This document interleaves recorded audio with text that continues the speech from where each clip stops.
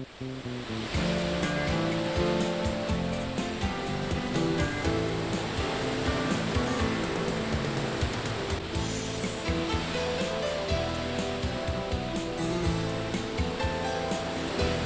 Professor, thank you for coming. Thank you for joining us.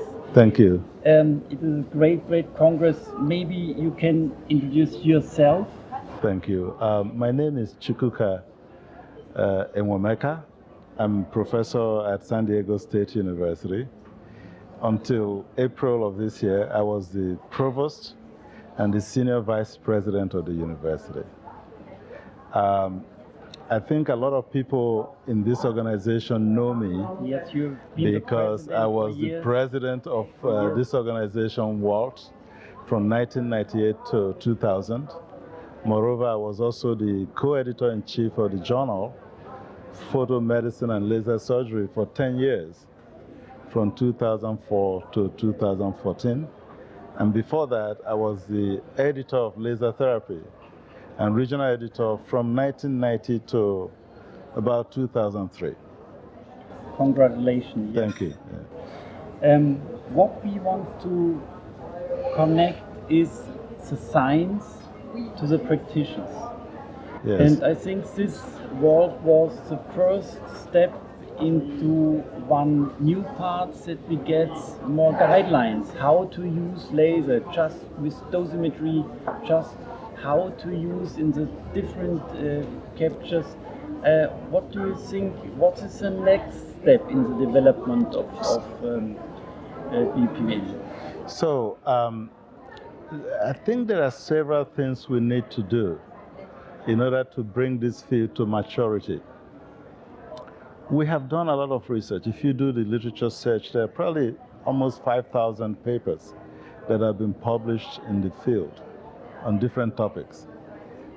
So the research and the evidence has emerged. There was a time it wasn't emerging, it was just very few, but now we have really very good research to support what most people do.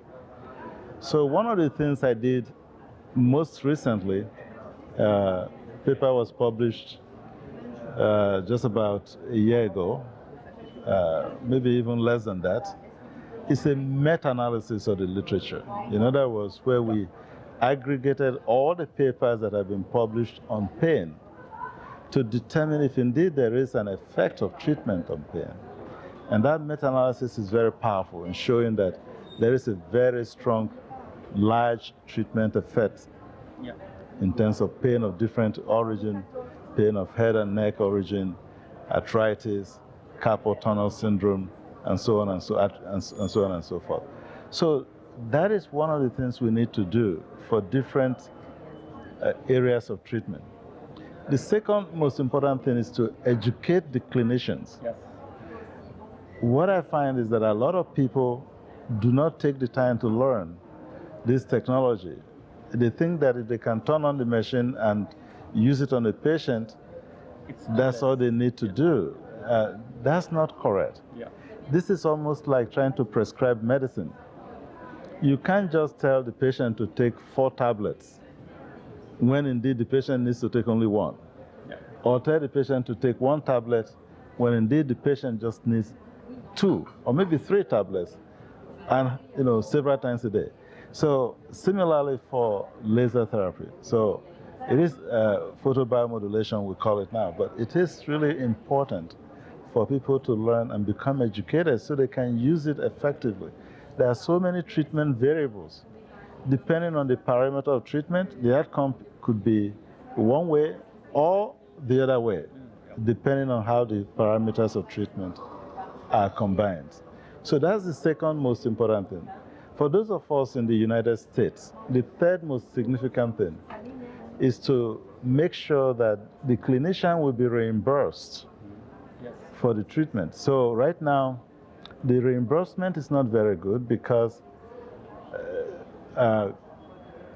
insurance companies and government agencies remain a bit skeptical about this. Yes, and decrease the cost. Yeah, so for that reason, we do need to show them the evidence, and we need to do more research to prove this to them.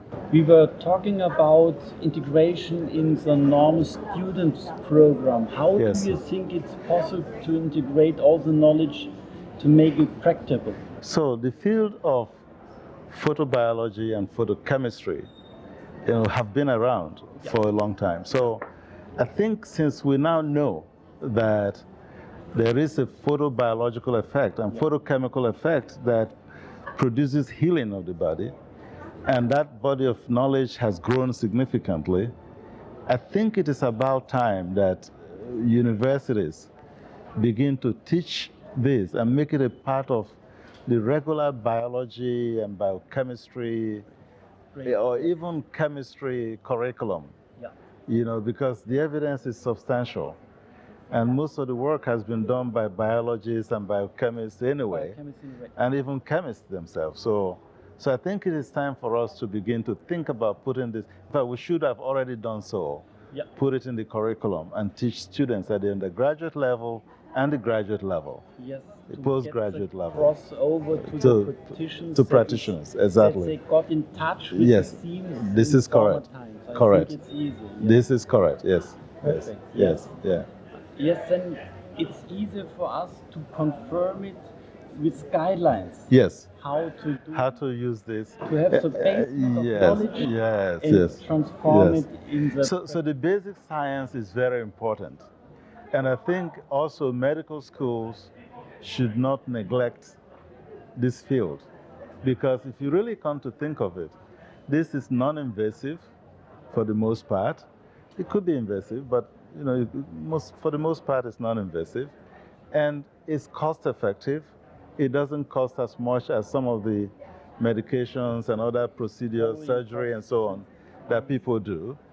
And so I think it should be part of mainstream medicine, dentistry, and physiotherapy, and other fields that are interested in using this technology for therapeutic purposes. Yes, I think it's a new field. Yes. And it should be a normal stream. Yes. Like the normal medicine we are running. Exactly. As part of the normal curriculum. Normal curriculum. Yes. Yes, I think that would our wish for the future. Yes. Thank you very much. You're welcome. Thank you. You have the lecture in a few minutes. I know. I'm sorry that we were not able to do this for a longer time, but I'm giving a talk. I'm giving a talk in a few minutes about the bactericidal effects of blue light. Please. So you can see that the field has actually advanced significantly. Not only are we using red light and infrared light to heal the body, to reduce pain, we now know that if we go to the blue spectrum, we can kill bacteria and different types of bacteria, including methicillin-resistant Staphylococcus aureus, which, as you know, is resistant to antibiotics. So this is very significant. So most of my recent work has been in this area, and I have a very strong passion for the field so that, we can actually kill most of the superbugs out there that are resistant to antibiotics. It's a great research for helping a lot of people. That's correct, Thank you. Thank you very much. Thanks, See you next year. Okay, thanks,